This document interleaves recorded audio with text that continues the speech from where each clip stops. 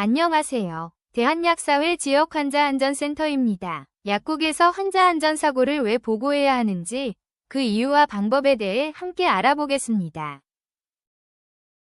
먼저 환자안전사고가 무엇인지부터 살펴볼게요. 환자안전사고란 보건의료 서비스를 제공하는 과정에서 환자에게 위해가 발생했거나 발생할 우려가 있는 사고를 말합니다.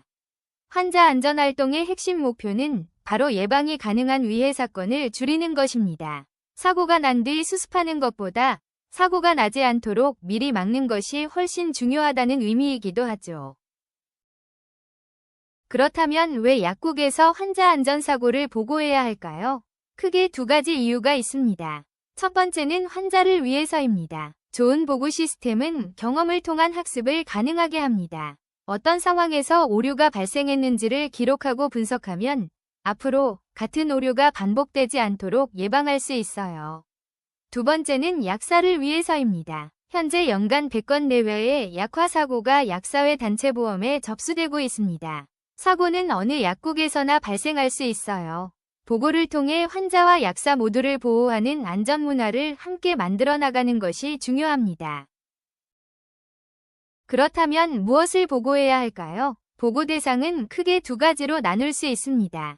첫 번째는 약물 관련 사고입니다.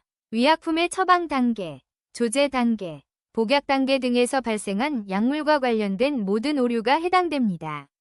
전문의약품뿐 아니라 일반의약품과 관련된 오류도 보고 대상에 포함돼요. 두 번째는 약물 외 사고입니다. 산정특례 적용이나 건강보험 가입 자격, 약제 급여 여부와 같은 행정업무 오류, 그리고 약국 내 낙상이나 상해 사고도 보고 대상입니다. 한 가지 꼭 기억하셔야 할 점이 있습니다. 근접 오류, 즉 아차 사고도 보고 대상이라는 점입니다. 근접 오류란 오류가 발생하긴 했지만 환자에게 실제로 전달되기 전에 발견된 사건을 말해요. 여기서 하인리히 법칙을 잠깐 소개해 드릴게요. 산업안전 분야의 고전적인 이론인데요. 한 건의 큰 사고가 발생하기 전에는 그와 유사한 29건의 작은 사고가 있었고 그 이전에 이미 300건의 근접 오류, 즉 아차 사고가 있었다는 법칙입니다. 약국에도 똑같이 적용할 수 있어요. 오늘 다행히 넘어갔다고 지나친 근접 오류가 내일은 환자에게 실제 피해로 이어질 수 있습니다. 큰 사고는 어느 날 갑자기 생기는 것이 아니라 보고되지 않고 쌓여온 수많은 작은 신호들 위에서 발생합니다. 근접 오류를 보고하는 것은 단순한 기록이 아닙니다. 그 한 건의 보고가 29건의 사고를, 나아가 단 한 건의 중대한 위해 사고를 막는 출발점이 될 수 있습니다. 다행히 괜찮았다는 순간을 절대 그냥 넘기지 마세요. 약국에서 보고한 정보는 어떻게 활용될까요? 약국이 보고한 내용은 대한약사회 지역환자안전센터를 통해 환자안전보고학습 시스템 콥스로 전달됩니다.